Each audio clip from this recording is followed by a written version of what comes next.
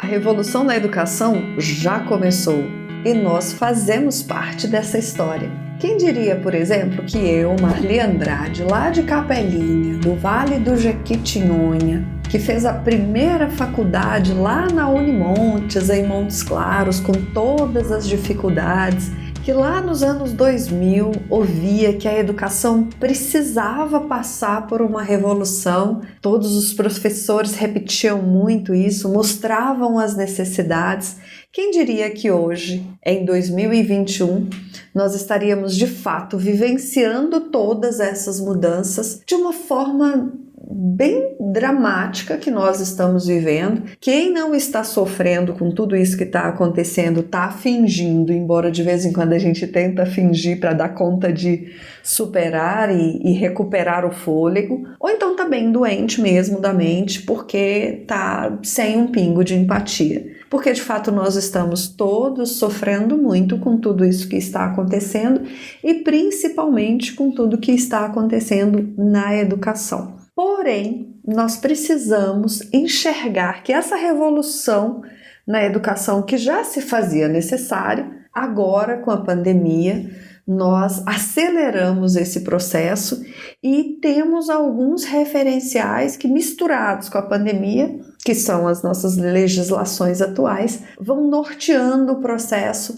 para que nós possamos minimizar esses impactos e organizar tudo isso que está acontecendo. Essa revolução passa pela inserção da tecnologia, mas não se encerra nela. E o que mais aqui no nosso canal nós falamos muito, o que mais impacta e o que nós mais estamos interessados em conversar e conversar mais sobre essa revolução é a centralidade do processo educacional. Esse é o ponto. Aqui nesse canal é um canal de reflexão. Nós não temos todas as respostas, mas nós identificamos os caminhos pelos quais nós temos que percorrer para que essa revolução na educação possa trazer os frutos que nós desejamos, que é o resultado, é o que todos nós desejamos. E esta centralidade do processo educacional é que passou por toda esta mudança tão necessária. E compreender essa centralidade, essa mudança de centralidade do processo educacional implica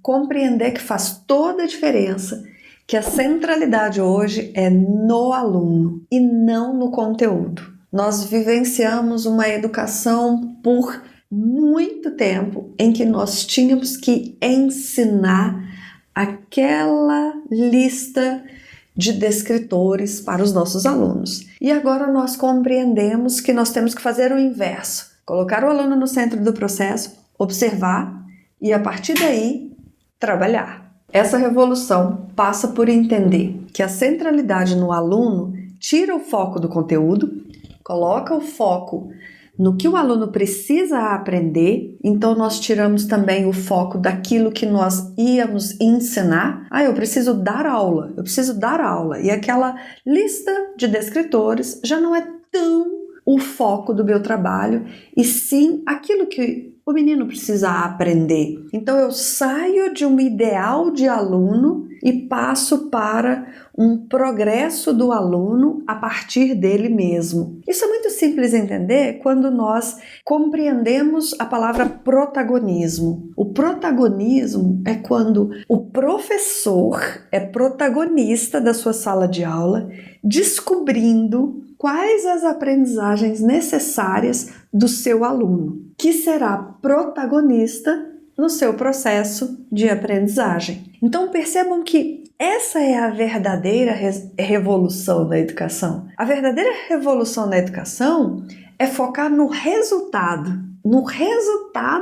que o aluno precisa. Isso é maravilhoso, porque nós passamos uma vida inteira ensinando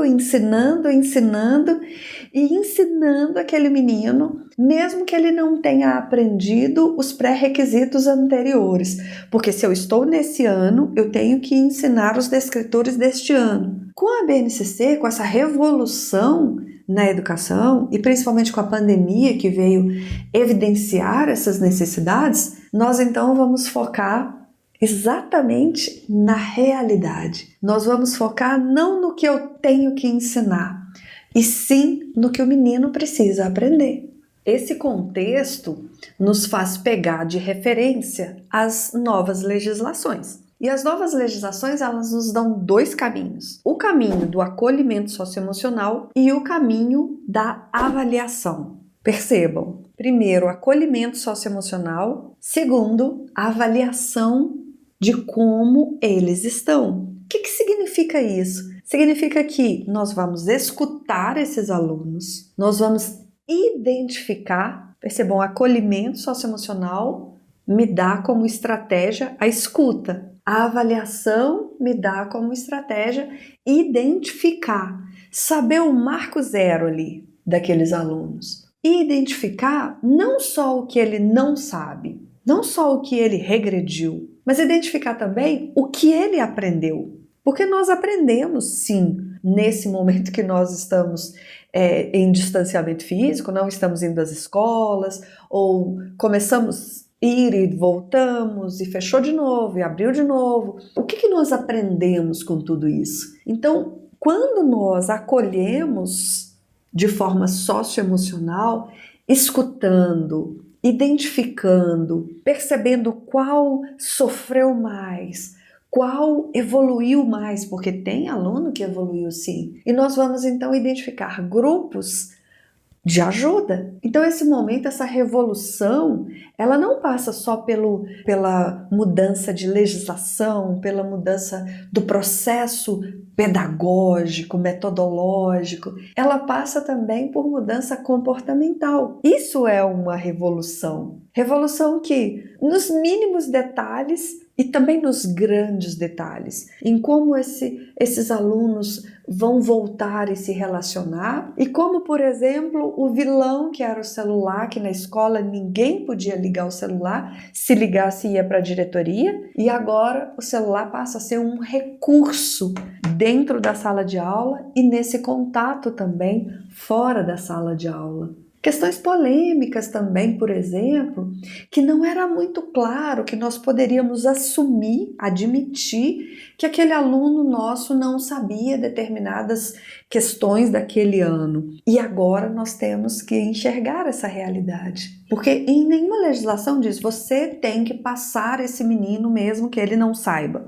Não tem isso na legislação. A legislação estende em ciclo, porque o aluno tem direitos de que se ele não aprendeu ali no primeiro ano, ele vai tentar ali no segundo, se ele não conseguiu no primeiro e no segundo, ele vai ter oportunidades no terceiro. Mas a cultura escolar começou a dizer, eu tenho que passar esse menino, eu tenho que passar esse menino. Então, muito se fez de um serviço automatizado de que o plano de aula para o terceiro era para o terceiro, o plano de aula para o quarto era para o quarto, o plano de aula do quinto, sendo que a cabeça do menino ainda precisava de estratégias lá do segundo.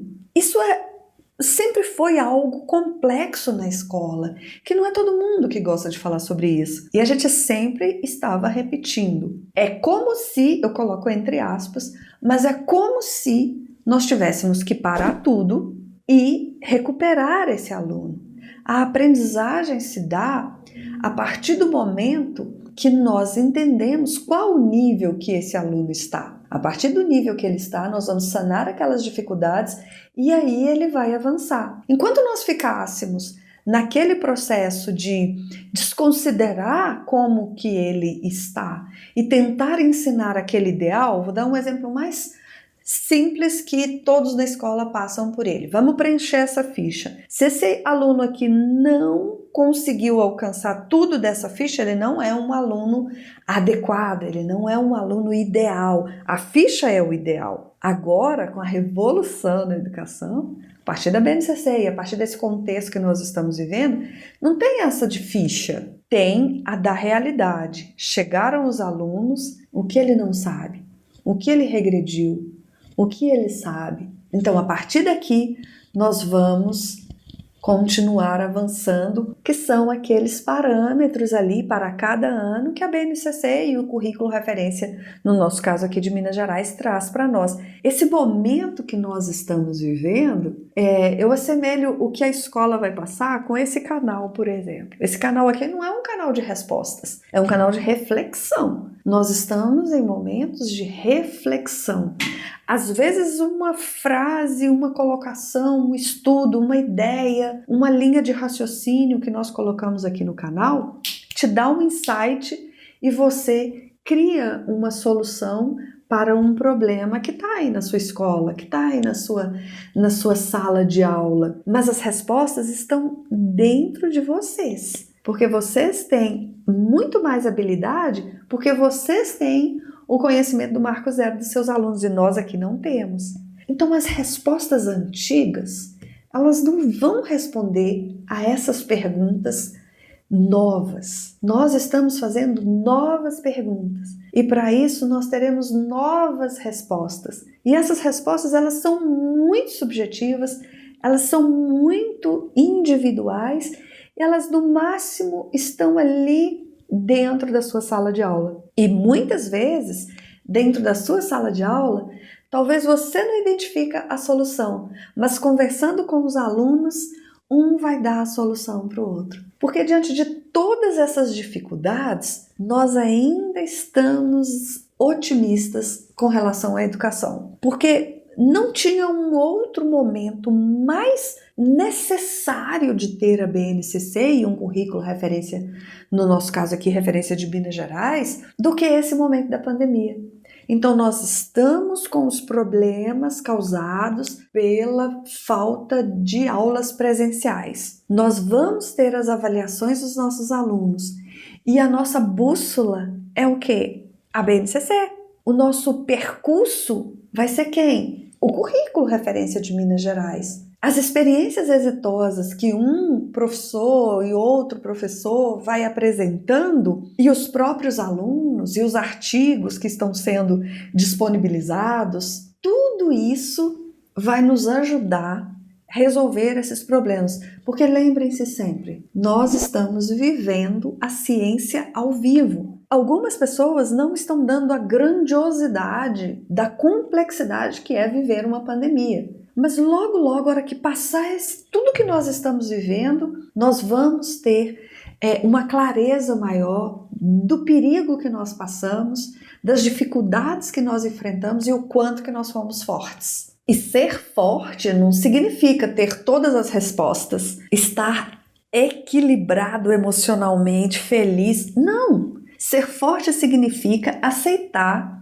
que nós somos sujeitos e que sujeitos que somos dotados de emoções que oscilam e que estas emoções ora nos dão tristeza por tudo isso que está acontecendo, ora nós temos medo de não conseguir superar tudo isso ou apresentar os resultados enquanto profissionais que somos, repulsa, aquele nojo de certas pessoas que estão negando, fazendo de conta que nada está acontecendo, essa tristeza, mas ao mesmo tempo sujeitos que se alegram porque vivos podemos ajudar aqueles que estão sofrendo por suas perdas. Então, esse movimento que a educação está vivendo é um movimento que requer de nós que sejamos humanos, cada vez mais humanos.